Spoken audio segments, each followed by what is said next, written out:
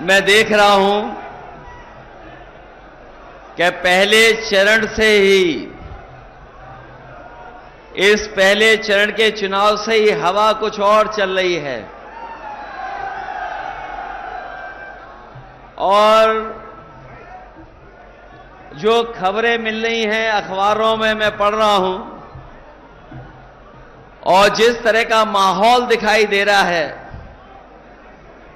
इस बार पश्चिम से हवा चल रही है और ये पश्चिम की हवा इस बार भारतीय जनता पार्टी का पूरा सुपड़ा साफ कर देगी।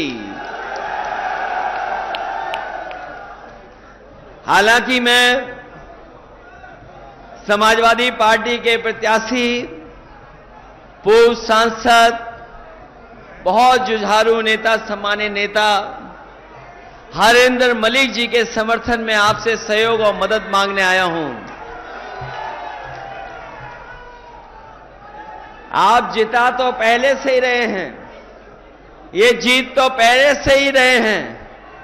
मैं केवल आपसे इतना निवेदन और अपील करने आया हूं कि इनकी जीत का फासला और बढ़ा देना।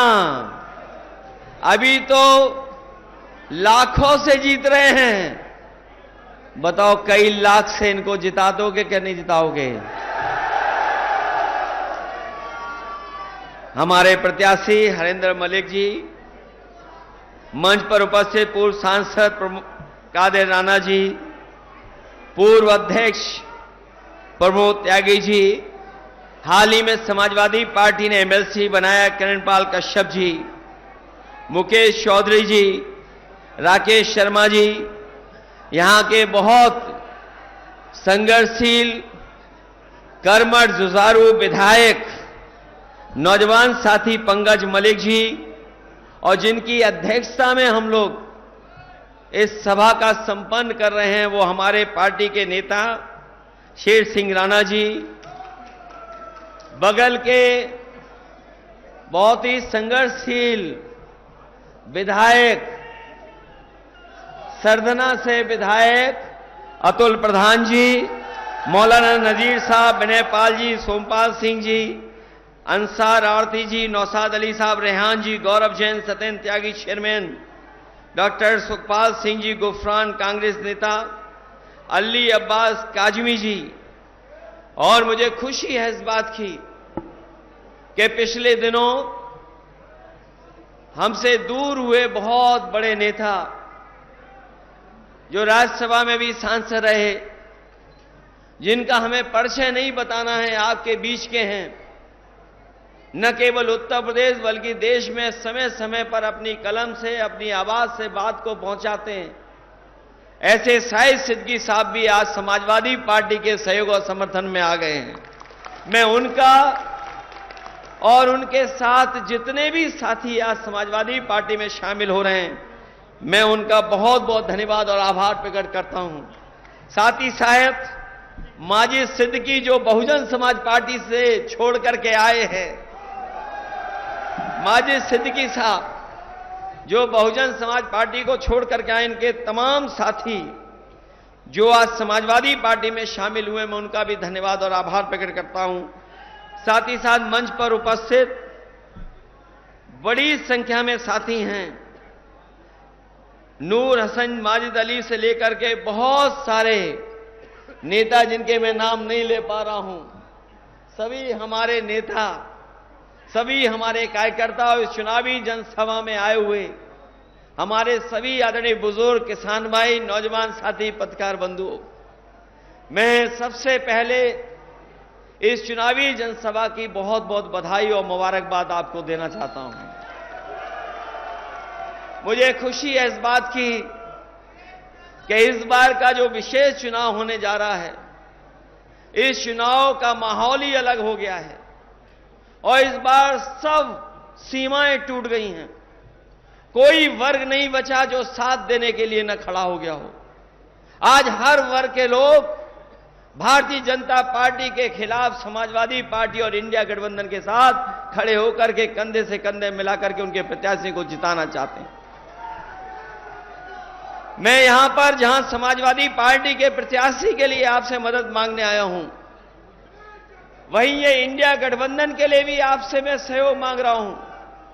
समाजवादी पार्टी के जहां जहां प्रत्याशी लड़ रहे हैं उनकी मदद कर देना, और साथ ही साथ इंडिया गठबंधन के जहां भी प्रत्याशी हैं उन साथियों की भी आप मदद कर करके जिताने का काम करना।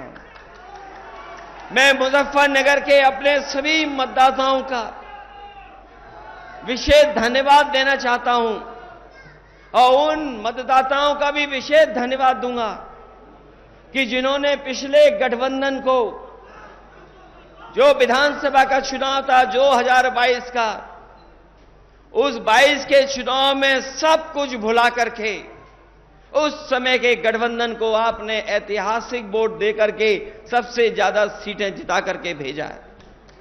और उसी का परिणाम है जो 22 में आपने मतदान किया, उसी का परिणाम है कि आज आपके विरोधी लोग बौखलाए घूम रहे हैं। इतना बौखलाए हुए हैं कि सुनने में आ रहा है कि जो दिल्ली वाले नेता हैं उन्होंने अपने पोस्टर से सबका नाम गायब कर दिया, सबकी फोटो गायब कर दी। अगर मुजफ्फरनगर में कोई बीजेपी के प्रचार का पोस्टर लगा होगा तो उसमें प्रत्याशी का पोस्टर नहीं होगा। आप पता कर लें, प्रत्याशी का तो पोस्टर से पहले ही नाम गायब हो गया, फोटो गायब है, और जिस समय वोट पड़ेंगे बीजेपी भी उत्तर प्रदेश से गायब हो जाएगी। वैसे तो हरिंदर मलिक जी आपके बीच के हैं, यहीं पढ़े लिखे बड़े और दुख दर्द से लेकर के हर तकलीफ परेशानी में आपके साथ रहे। लेकिन बहुत सारे साथी ये नहीं जानते होंगे हरेंद्र का मतलब हिंदी में शिव भी होता है। जो लोग हिंदी को जानते होंगे वो जानते होंगे कि हरेंद्र का मतलब हिंदी में शिव भी होता है। और इस बार आप जिताओगे तो आपका एक एक कष्ट और परेशानी को दूर करने का काम यही समाजवादी पार्टी के प्रत्याशी करने काम करेंगे। वैसे तो मुजफ्फरनगर में जब समाजवादियों की सरकार थी बहुत ऐतिहासिक काम हुए हैं। जो लोग उस समय की सरकार का कामकाज देखे होंगे, हमारे पत्रकार साथी जानते होंगे, जब समाजवादी सरकार बनी थी उस समय बिजली की बहुत किल्लत थी, बिजली का संकट था।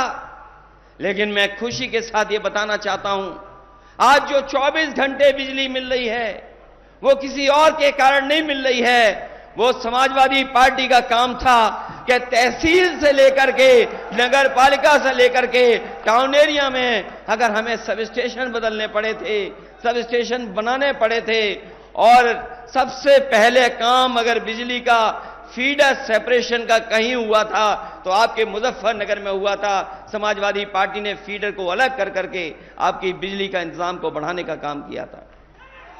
आज जो कभी कभी आप सड़कों पर एम्बुलेंस देखते होंगे, किसी गरीब या किसान की मदद करने के लिए पहुंच जाती होगी, वो किसी और की देन नहीं है।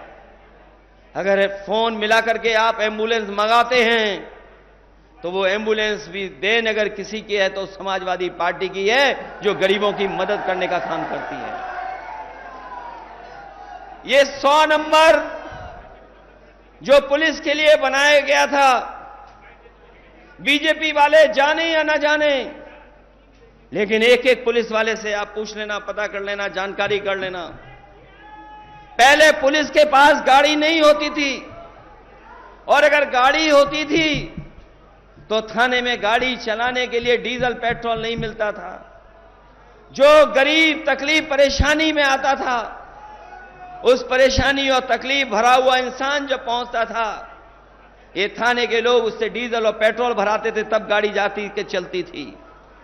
लेकिन समाजवादी पार्टी ने उस व्यवस्था को बदल करके पुलिस को 100 नंबर दिया, और ऐसा इंतजाम किया कि अगर गांव में भी कोई झगड़ा हो जाए, तकलीफ परेशानी हो जाए, तो फोन करने पर आपकी पुलिस मदद करने के लिए पहुंच जाती थी। ये 100 नंबर बीजेपी के लोगों ने 112 कर दिया। गाड़ी नहीं बढ़ाई, 100 नंबर का 112 कर दिया। और हमारी पुलिस इतनी समझदार है, उसे लगा कि उसका जो टैक्स लगता है वो बढ़ाना होना चाहिए। 100 से 112 हुआ, पुलिस ने भी अपनी वसूली बढ़ा दी। बताओ बढ़ा दी कि नहीं बढ़ा दी? उन्हें लगा कि सरकार ने 100 से 112 किया है, इसका मतलब वो भी वसूली बढ़ा लें। और हमें दुख होता है कि जिस पुलिस के ऊपर सबसे ज्यादा जिम्मेदारी है, जनता को सबसे ज्यादा भरोसा है, उसके लिए सबसे बेहतर जो इंतजाम किया था उस इंतजाम को खत्म कर दिया। इन्होंने गाड़ी नहीं बढ़ाई, न गाड़ियां बढ़ाई, न गाड़ियों को बढ़ाने का इंतजाम किया। जो समाजवादी सरकार में चल रही थी वही गाड़ियां चल रही हैं। जब कभी केवल टायर बदल देते हैं, उसके अलावा कोई दूसरा काम इस सरकार ने नहीं किया है। और यहां पर जो नौजवान बैठे हैं, आगे से लेकर के पीछे तक, जो समाजवादी सरकार में लैपटॉप मिला था, बताओ अभी भी चल रहा है कि नहीं चल रहा है? जहां कहीं भी जिस घर में मिला होगा वो लैपटॉप चल रहा होगा। और जब कभी भी उसको चलाते होंगे तो उसमें नेताजी और हम ही लोग दिखाई देते होंगे, दूसरा कोई दिखाई नहीं देता। हमारे उत्तर प्रदेश के मुख्यमंत्री जी ने, बीजेपी के लोगों ने उसकी भी नकल कर ली। हम लोग बड़ा लैपटॉप देते थे, इन्होंने छोटा सा दे दिया। और उसमें उंगली चलाते रहो, चला तो चला, नहीं तो नहीं चला। बताओ समाजवादियों का दिया लैपटॉप आज भी चल रहा है कि नहीं चल रहा है? जिन साथियों ने अभी अखबार पढ़ा होगा कि देश के प्रधानमंत्री दुनिया के सबसे बड़े उद्योगपति जो सॉफ्टवेयर कंप्यूटर के बारे में जानकारी और कंपनी चलाते उससे मिले थे, और बातचीत के दौरान जो बात हो रही थी, जो अखबार और टीवी में भी चली, उन्होंने कहा कि भारत को जो डिजिटल डिवाइड है उसको दूर करने के लिए कोई काम करना चाहिए। मुझे खुशी है इस बात की कि समाजवादियों ने लैपटॉप गरीब परिवार के बच्चों को देकर के उस डिजिटल डिवाइड को 7 साल पहले ही खत्म करने की कोशिश की थी। और इस बार जो चुनाव होने जा रहा है, जो मदद करोगे आप, हम लोगों ने तय कर लिया है। आपको जो राशन दे रहे हैं, खराब वाला राशन नहीं। जिस तरीके से बड़े संपन्न लोग पैकेट का स्वादिष्ट पौष्टिक आटा शहरों में खाते हैं, हम अपने गरीबों को भी आटा भी देंगे और डाटा भी दे देंगे, जिससे मोबाइल फ्री चलाएं। बताओ आटा और डाटा की जरूरत है कि नहीं है? ये कह रहे हैं कि हम विश्व गुरु बना रहे हैं देश को। बीजेपी के लोग कह रहे हैं हम विश्व गुरु बना रहे हैं। ये विश्व गुरु कैसे बनेगा? ये 80 करोड़ लोगों को राशन दे रहे हैं। बताओ दुनिया में किसी देश में 80 करोड़ लोगों को राशन मिल रहा हो?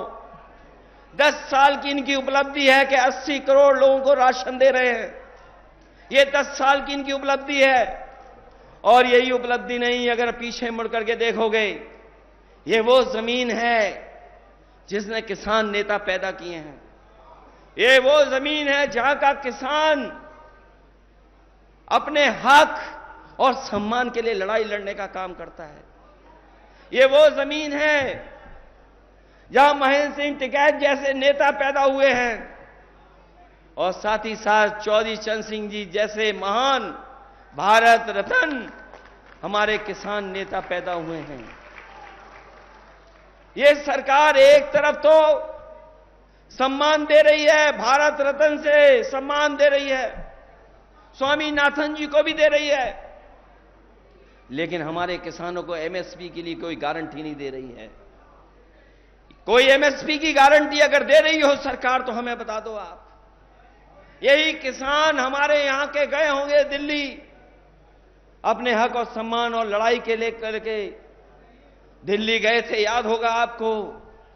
न जाने कितनी बैरिकेडिंग लग गई थी, आरसीसी की दीवार लगा दी गई थी, सड़कों पे कीलें लगा दी गई थी, कोई किसान पहुंच ना पाए, ट्रैक्टर डीजल नहीं भरवा सकता था, ट्रैक्टरों को डीजल नहीं दे रहे थे, ट्रैक्टर चल नहीं सकता था, लेकिन उसके बावजूद भी किसान पहुंचे और किसान वहां जाकर के अपना हक मांग रहे थे, लेकिन सरकार ने उन्हें हक नहीं दिया। 3 काले कानून लाना चाहते थे ये लोग, लेकिन हम बधाई देना चाहते हैं किसानों की ताकत ने उनको रोक दिया और 3 काले कानून नहीं सरकार ला पाई। मैं आपसे कहना चाहता हूं, यह सरकार किसानों की नहीं है, यह सरकार बड़े बड़े उद्योगपतियों की है, यह सरकार हमारे गरीब किसानों की नहीं है। और अगर गरीब किसानों की सरकार होती तो हमारे किसानों का भी एक सरकार कर्जा माफ कर देती, हमारे किसानों को एमएसपी दे देती। हम अपने किसान भाइयों को कह करके जा रहे हैं, हम अपने घोषणा पत्र में अपनी पार्टी का जो हम लोगों ने मैनिफेस्टो बनाया है, विजन डॉक्यूमेंट बनाया है, जो हमने अधिकार देने की बात कही है, हम अपने किसानों को भरोसा दिलाते हैं समाजवादी पार्टी और इंडिया अलायंस की सरकार बनेगी। जिस तरीके से उद्योगपतियों का कर्ज माफ हुआ है उसी तरह हमारे किसानों का कर्ज माफ होने का काम होगा। और हम तो बीजेपी के लोगों से पूछते हैं कि बीजेपी के लोगों ये बताओ, 10 साल में लगभग 1 लाख किसान ने आत्महत्या की है। जो हमारे पढ़े लिखे नौजवान हैं, जो मोबाइल चलाते होंगे, गूगल से देख लेते होंगे, वो जाकर के देखें कि जब से बीजेपी की 10 साल की सरकार आई है पूरे देश में कम से कम 1 लाख किसानों ने आत्महत्या की है। जो आत्महत्या की किसानों ने कोई मदद सरकार ने नहीं की। जो हमारे किसान हजारों की संख्या में 3 काले कानून के खिलाफ लड़े, शहीद हो गए, उनकी कोई मदद सरकार ने नहीं की। ये केवल उद्योगपतियों की मदद करते हैं। तब हम ये कहना चाहते हैं कि अगर ये उद्योगपतियों का 15 लाख करोड़ रुपया माफ कर सकते हैं तो हमारे किसानों का 2 लाख करोड़ कर्ज माफ क्यों नहीं करना चाहती सरकार। इसलिए हम आपसे अपील करना चाहते हैं, और आपने सरकार का काम करने का तरीका तो देख लिया होगा। ये जो सरकार नारा दे रही है 400 पार, इन्हें पता नहीं है मुजफ्फरनगर, कैराना, मेरठ, बिजनौर, नगीना, सहारनपुर नारा लग रहा है 400 हार, 400 पार नहीं। इस बार 400 पार नहीं, 400 हार। और सोचिए, जिस सरकार के खिलाफ किसान खड़ा हो जाए और जिस सरकार के खिलाफ नौजवान खड़ा हो जाए, बताओ वो सरकार निपट जाएगी कि नहीं निपट जाएगी। और हम तो अपने नौजवानों से कहना चाहते हैं, ये सरकार रहेगी न नौकरी मिलेगी न रोजगार मिलेगा, और अगर ये और आ गए सरकार में तो आपकी शादी भी नहीं होगी, बिना शादी के रहना पड़ जाएगा।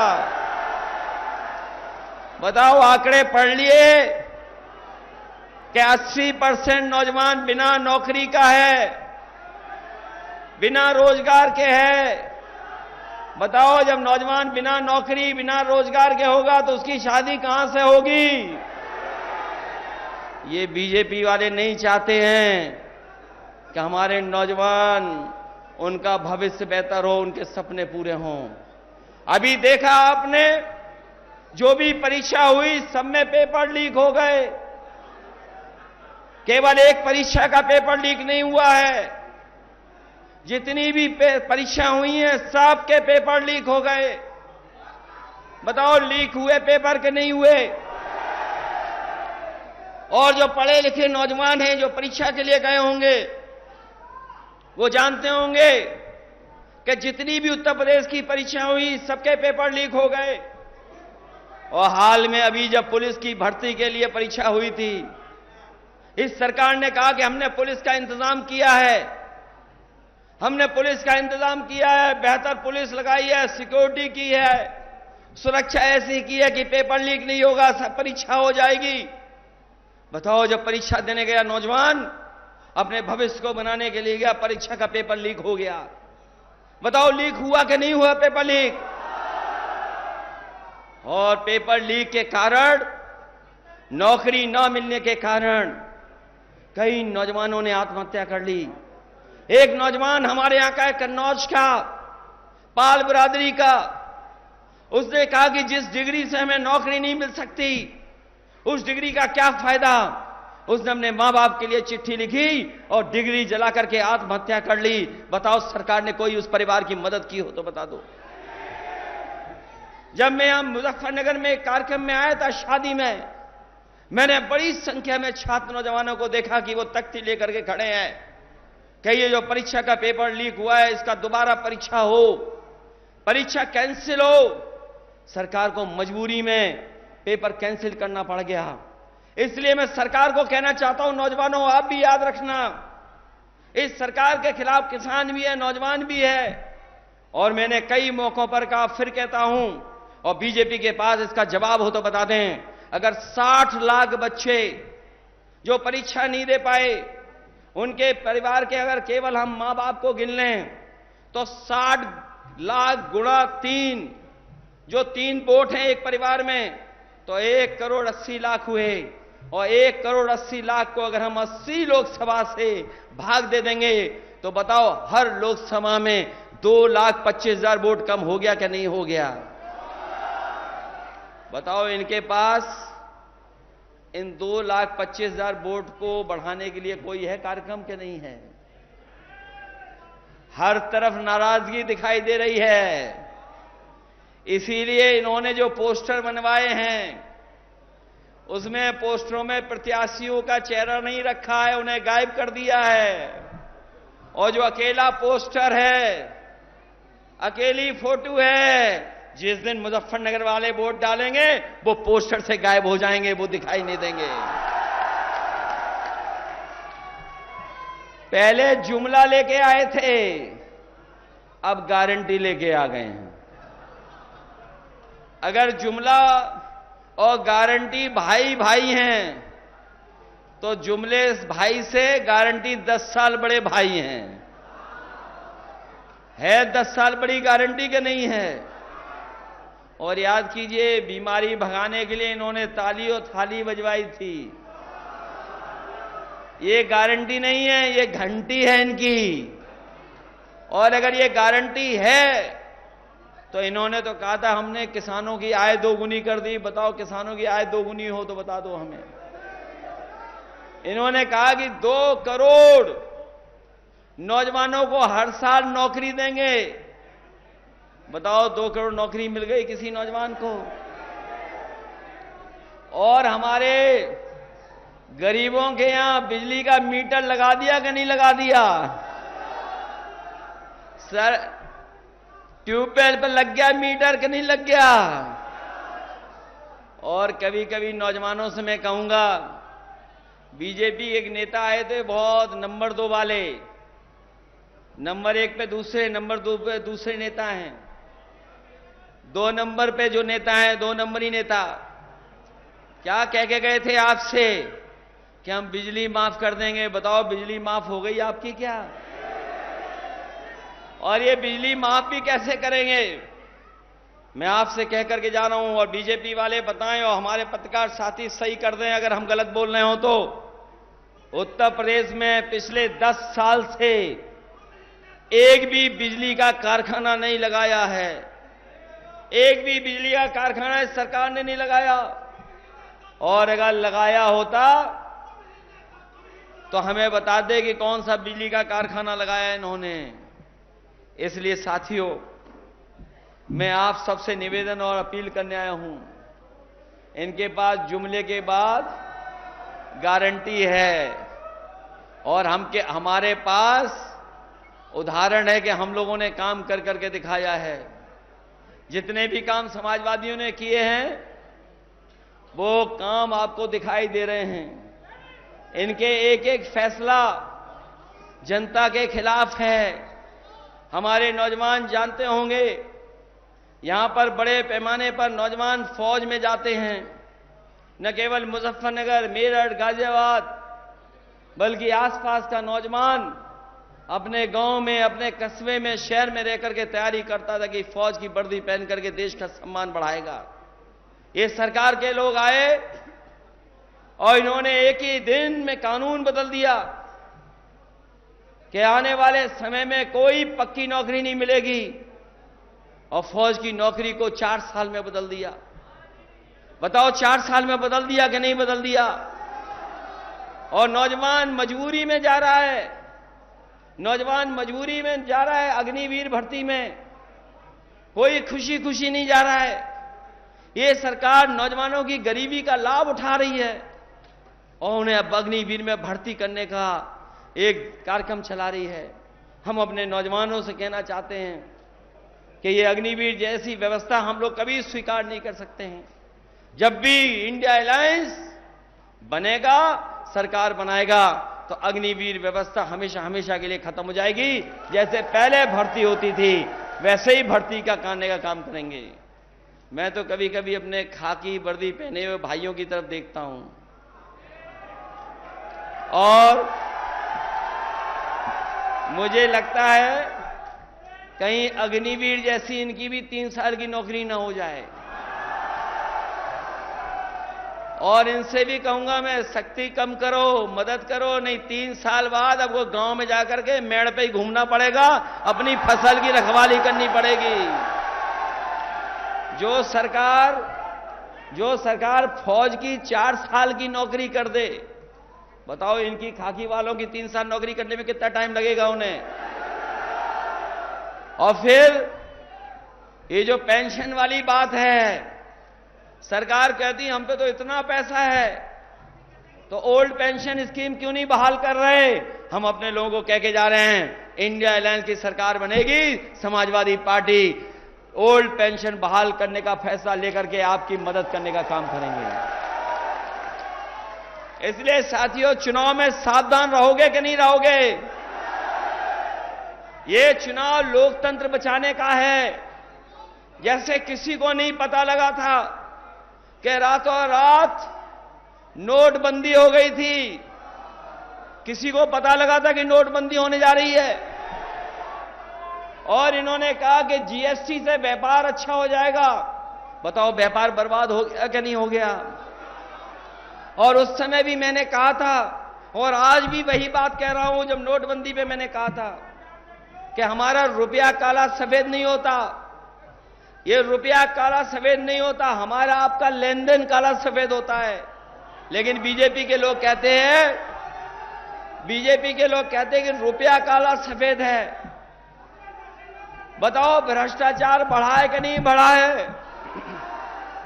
और जो लोग 400 पार चिल्ला रहे हैं, वो घबराए हुए क्यों हैं? वो डर क्यों रहे हैं?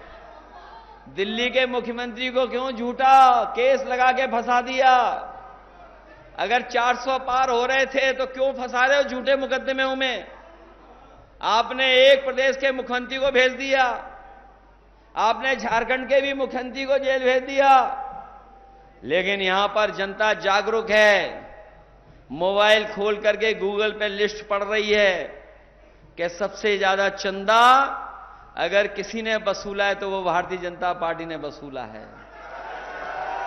बताओ वसूला कि नहीं वसूला? हम और आप तो चंदा देते थे 50 रुपए, 100 रुपए, 5,000, 10,000 रुपए। जो संपन्न होता था 1 लाख रुपए दे देता था। लेकिन बीजेपी की सूची पढ़िए आप, जो चंदा मिला है उन्हें, बताओ 1,000 करोड़ रुपए। कोई चंदा देता है 1,000 करोड़ रुपए, कोई 600 करोड़ दे रहा है, कोई 400 करोड़ दे रहा है, कोई 300 करोड़ दे रहा है। ये इसलिए दे रहे हैं क्योंकि इनके हाथ में ईडी, सीबीआई, इनकम टैक्स है। उन्हीं से छापा मरवाते हैं और फिर छोड़ने के लिए वो पैसा वसूल लेते हैं। ऐसे दुनिया के इतिहास में किसी पॉलिटिकल पार्टी ने नहीं किया होगा जैसा भारतीय जनता पार्टी ने किया है कि वसूलने का काम किया है, लोगों को डरा के धमका के वसूलने का काम किया है। इसलिए लोकतंत्र बचाने का चुनाव है, ये लोकतंत्र बचाने का चुनाव है। बाबा साहब भीमराव अम्बेडकर जी का दिया हुआ संविधान, उसको बचाने का चुनाव है। अभी हमने त्योहारों की भी बधाई दी, एक दूसरे से गले मिले, चाहे हमने ईद मनाई हो, वैसाखी का त्योहार मनाया हो। अभी हम लोग याद कर रहे थे बाबा साहब भीमराव अम्बेडकर जी को, उससे पहले याद किया बीपी मंडल को।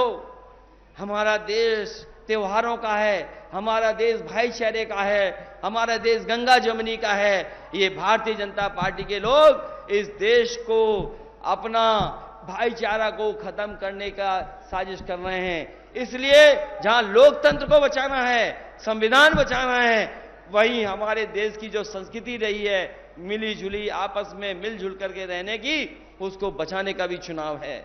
इसलिए आप लोग मदद करना, सहयोग करना और एक एक वोट साइकिल के निशान पर हरिंदर मलिक जी को जिता करके भेजना है। और हम आपका धन्यवाद देते हैं। हम लोगों ने दूर से भी अगर वोट मांगा होगा तो आप लोगों ने हमारी मदद करने का काम किया है। जब कभी हम लोग सरकार में होंगे, आपको हम भरोसा दिलाते हैं, चाहे सड़क, पुल, बिजली, दवाई से लेकर के किसी इंतजाम को हमें बढ़ चढ़ के करना पड़ेगा तो अपने गरीबों की और किसानों की और अल्पसंख्यक भाइयों की मदद करने के लिए हम समाजवादी पार्टी के लोग आपके साथ खड़े दिखाई देंगे। इस चुनाव में आप अपना चुनाव समझ करके और आने वाली पीढ़ी के भविष्य का चुनाव समझ करके मदद करना, क्योंकि इस बार अगर हम लोग चूक गए तो हमारा लोकतंत्र नहीं बचेगा, ये हमारा संविधान नहीं बचेगा।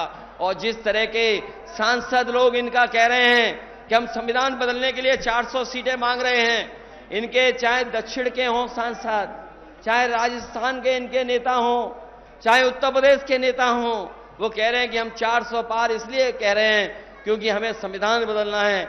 इसलिए अगर ये सीटें जीत गए तो हो सकता है न जाने किस दिशा में ले जाए इस चुनाव को। न केवल ये संविधान बदलेंगे बल्कि नौजवानों को नौकरी नहीं देंगे, आरक्षण खत्म कर देंगे और आरक्षण के साथ साथ ये हमारे भविष्य को अंधकार में डाल देंगे और वोट का अधिकार भी छीनने का काम करेंगे। जिस वोट का अधिकार हमारे बाबा साहब भीमराव अम्बेडकर जी ने दिया है, उसको अधिकार को ये छीनने जा रहे हैं। इसलिए आप लोग अपने गांव में ज्यादा से ज्यादा वोट डाल देना, पहले से ज्यादा दे देना। और इस बार तो अलग माहौल है, हर वर्ग के लोग आपका समर्थन कर रहे हैं। और ऐसे वर्ग जो कभी कभी दूरी से रखते थे, लेकिन सबने आकर के इस बार समाजवादी पार्टी का सहयोग किया है, मदद किया है। और जिस तरह से हमारे क्षत्रिय भाई लोग अपमानित महसूस कर रहे हैं बीजेपी से, और गुजरात से लेकर के उत्तर प्रदेश और राजस्थान में उन्होंने मन बनाया है कि इस बार भारतीय जनता पार्टी का सुपड़ा साफ कर देंगे, इनका पता नहीं लगेगा। इसलिए जब मतदान करने जाओ तो सावधान भी रहना, लेकिन इनके सामने झुकना नहीं, अपना वोट एक एक डाल देना।